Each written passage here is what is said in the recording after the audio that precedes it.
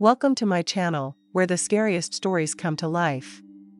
Before we dive into today's chilling tale, make sure to hit the subscribe button and turn on notifications, so you never miss a story.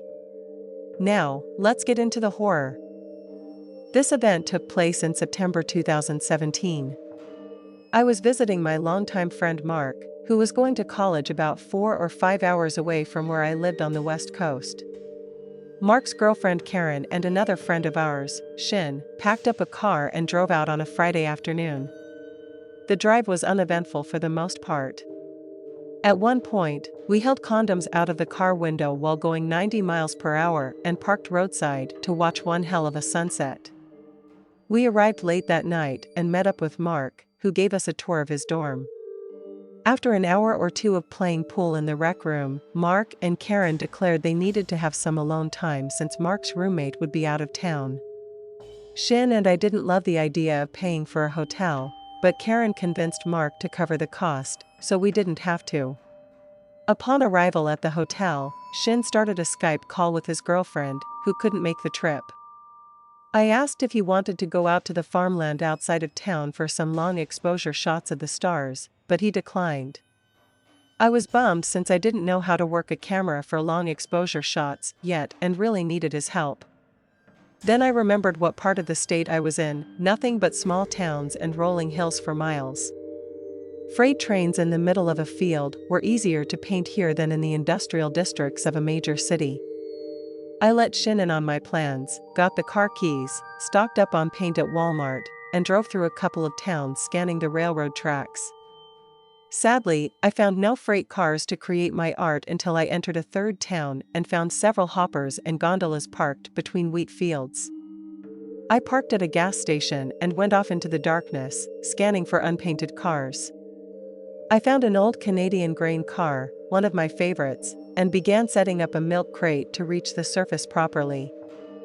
15 minutes into painting, I heard a low gurgling sound about 10 to 20 yards to my left.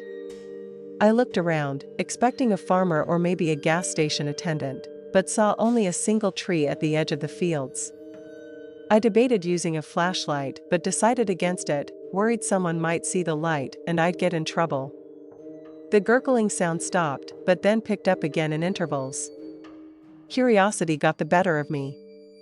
I covered the LED on my flashlight with my hand, turned it on, and pointed it toward the tree. The sound faded out as soon as I did this. Between me and the tree was a dried-up embankment, and the smell of cow patties filled the air. I noticed a fuzzy, tan bump in the embankment. I didn't want to walk toward it, so I climbed up the ladder on the hopper I was painting. As I climbed, an overwhelming sense of dread hit me. Looking back at the gas station, I saw no one, just my car and the gas station attendant's vehicle. Suddenly, I heard rustling behind me. I turned, flashlight on, and realized the tan bump was a dead deer. It wasn't as tan as I thought. Its body had hints of gray and purple from decomposition, and there was blood from a wound in its belly. As I stared at the deer, I heard a snap that jolted me. I climbed to the top of the train car, watching the tree closely.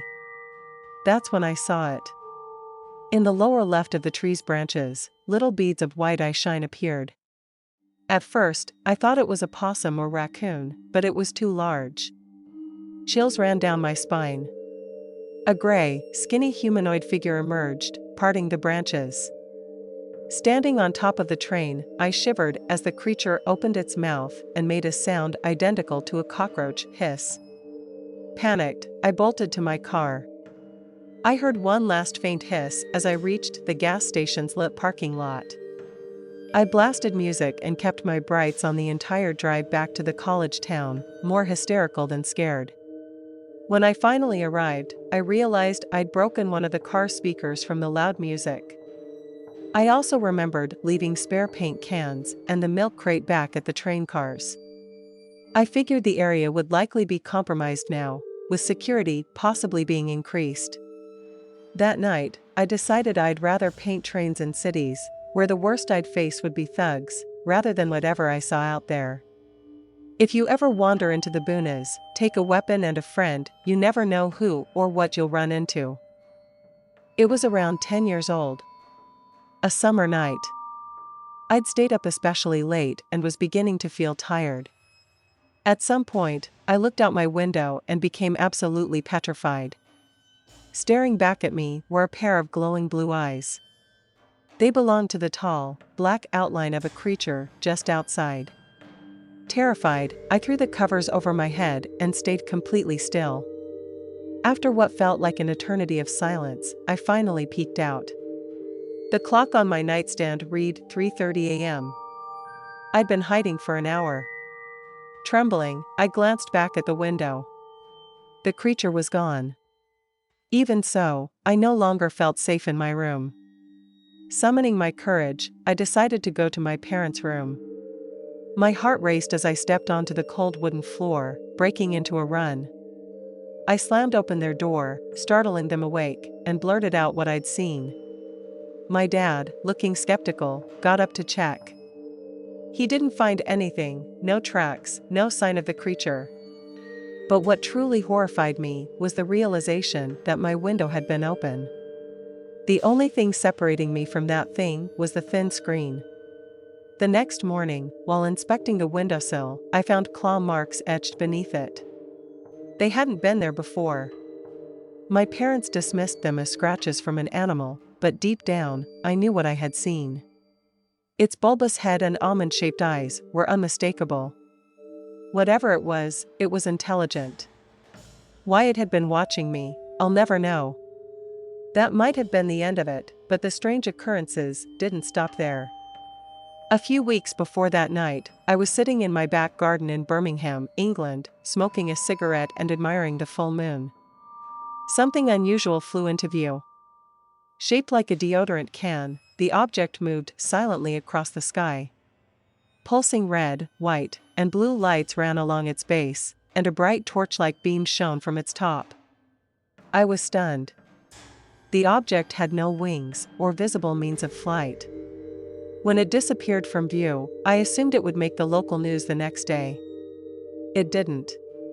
No one else seemed to have seen it.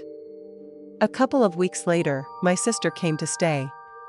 She and her kids took my bed, so I slept on the sofa. That night, I fell asleep listening to werewolf encounter stories on YouTube. Sometime during the night, I woke up paralyzed. At first, I thought it was sleep paralysis. My face was turned toward the back of the sofa, my back facing the room. A strange, drilling sensation began on the back of my neck, right along my spine. I couldn't move. My body twitched uncontrollably, but I couldn't control it. I heard a low, buzzing whooshing sound, a sound I can only describe as the noise you'd imagine a flying saucer might make. Then, unexpectedly, a sense of calm washed over me. It's just a reaction to some drug I took earlier, I thought. I just need to ride this out. But then it hit me, I hadn't taken any drugs. I don't even do drugs. Panic set in again. After a few more minutes of helplessness, I regained control of my body. I quickly turned around, just in time to see the back door move, as if someone had slipped out. Red, white, and blue lights flashed, filling the room. At first, I tried to convince myself it was just the internet router. But as the lights faded, I realized there was no router. Someone or something had been in the room with me. My dog, a large husky wolf mix who never got scared, was perched on the armchair he wasn't allowed on, shaking uncontrollably. He refused to come down for the rest of the night. Was it a dream? I don't think so. I didn't sleep again that night. I was awake, twitching, and feeling cold shocks run down my spine and nerves every few minutes. The next day, when I told my friends, they laughed it off. Then one of them suggested checking my neck. That's when the laughter stopped. 3 small, red puncture marks, arranged in a perfect triangle, were visible on my spine. The story is about my brother Alec and starts in Ohio when Alec was 3 and Abigail was 6. They were visiting my mother Olivia's brother, Elliot, in a small town. One Sunday, we went to church with Elliot and some family members. On the drive home from church, Elliot noticed something in the sky. The three of us kids were in the back seat, playing and talking, but we stopped when we saw the adults looking concerned. Elliot pulled the car over and got out to get a better look at the object.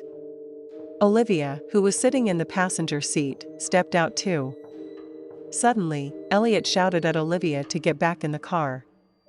He said he needed to get home immediately to call the police.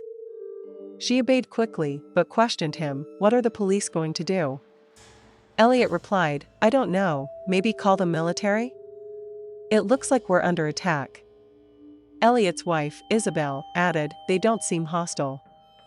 We kids looked out the window, but all we could see were stars. When we got back to Elliot's house, he rushed to the phone. The object was now directly above the house. Elliot instructed Isabel to hide us, but she hesitated, asking, "Where?" Elliot snapped, "In the closets." While Elliot was on the phone with the operator, Olivia and Isabel joined him at the window. The operator finally connected him to the police, who frustratingly said, "If it's above your house, sir, there's nothing we can do. We'll try to get someone from the military to make a report." Elliot asked Isabel if we were in the closets yet. She nodded but added, "If that thing lands, hiding won't matter. We're all going to perish." Olivia agreed, but Elliot remained determined. The object, enormous and triangular with lights underneath, was completely silent as it hovered. Unexpectedly, a police officer arrived. Elliot went outside to meet him and asked, "What do you think it is?" The officer admitted he didn't know and had never seen anything like it. Suddenly, the craft sped off at an impossible speed, leaving no trace. The officer muttered something about not knowing how to report the incident, then left. Afterward, Elliot shooed us inside. That night, we turned on the TV, hoping for an explanation. The local news reported strange sightings, and over 1,000 people had called in. The Air Force hadn't responded yet. We thought it was a one-time event, but years later, strange occurrences continued. In 1979, I had an experience of my own. One night, I was lying in bed, struggling to fall asleep. At some point, I turned onto my back and opened my eyes. Standing at the foot of my bed was a creature, what people now call a gray. It had no mouth, but I heard it speak in my mind, clear as day, "Tonight, you perish, and you go to hell." I screamed for Albert, my sister's father-in-law, to bring something to protect me. Panicked, I ran to the front door, but stopped when I turned back toward my bed. The creature was gone, and I was alone in my room. 8 years later, my brother Alec had his own encounter. He was 23 and living in a cabin in the hills of West Virginia. One cold night, he was relaxing by the coal fire when everything went silent. Suddenly, a bright light engulfed the cabin. Thinking it might be the police, Alec hid his stash and waited. When no knock came, he cautiously opened the door, but the light was blinding. He shouted, "Who's there?" but got no response. Alec closed the door and hid under his bed. The next thing he remembered, he woke up in his bed with no memory of how he got there. The fire was out, even though it had enough coal to last 2 days. Alec never returned to that cabin. 15 years later, I was in the Bahamas with my daughter and her friends. One evening, while my boyfriend and I were out, the kids stayed on the boat. When we returned, my daughter told me that a strange object had hovered over the boat. The last thing they remembered was looking up at it before blacking out. They woke up in the cabin with no recollection of how they got there. I'm starting to believe that aliens follow certain families through generations. Perhaps they abduct, experiment, or simply observe us. A few of us in the family agree, but we keep it quiet. We don't want people thinking we're crazy. Anyone who's been to Presque Isle State Park knows that it's a picturesque setting that seems as calm as things can be. Being a small strip of land off the coast of Pennsylvania, it's a nice little touch since I've lived in that state pretty much my whole life. But what a lot of people don't know is that in 1966, a strange report from 4 teenagers rocked the sleepy area. I had no idea when reading about it online that the 50th anniversary would be just as bizarre. In 2016, I decided to take some time off from the hustle and bustle of city life, and I took a trip to Presque Isle.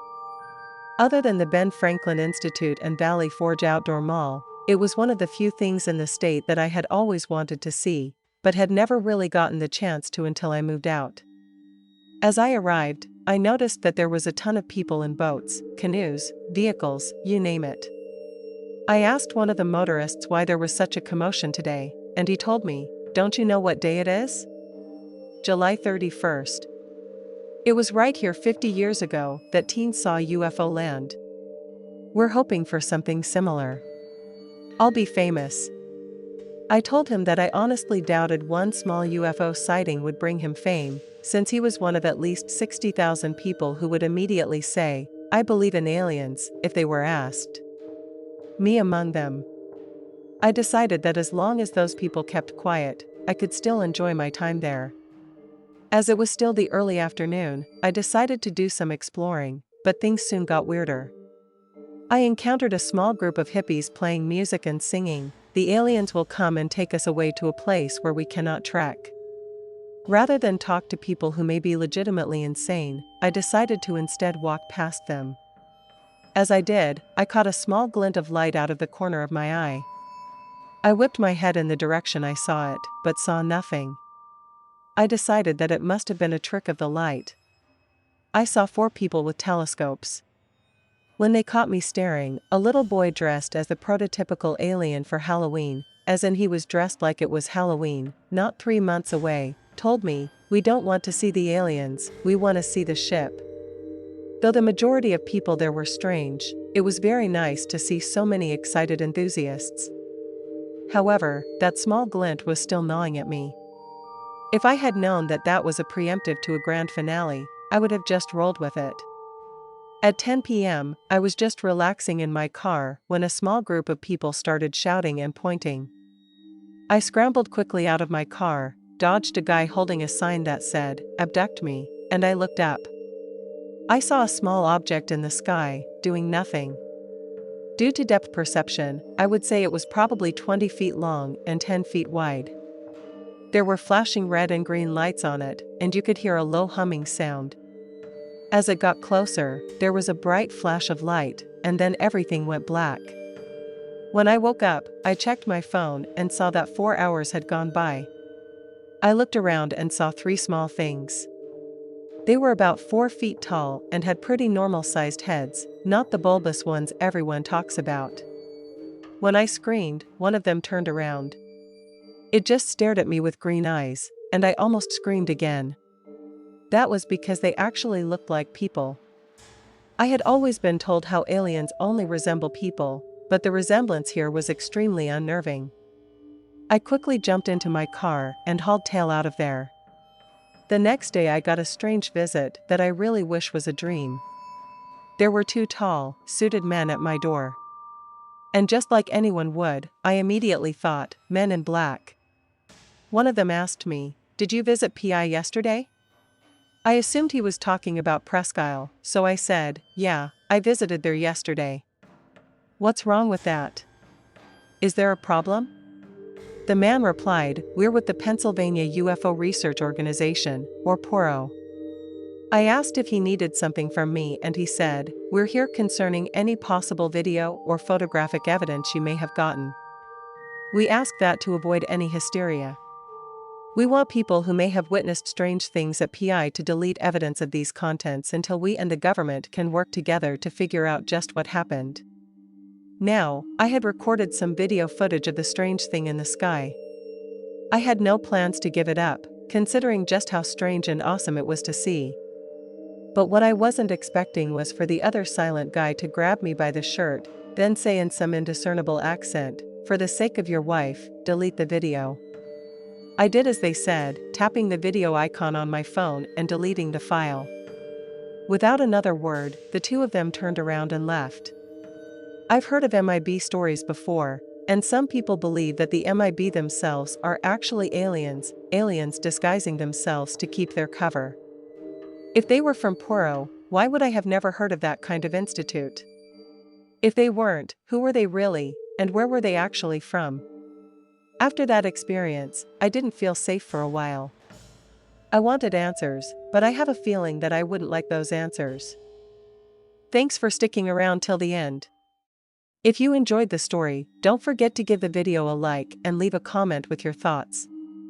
And if you haven't already, hit that subscribe button and turn on notifications so you never miss a terrifying tale.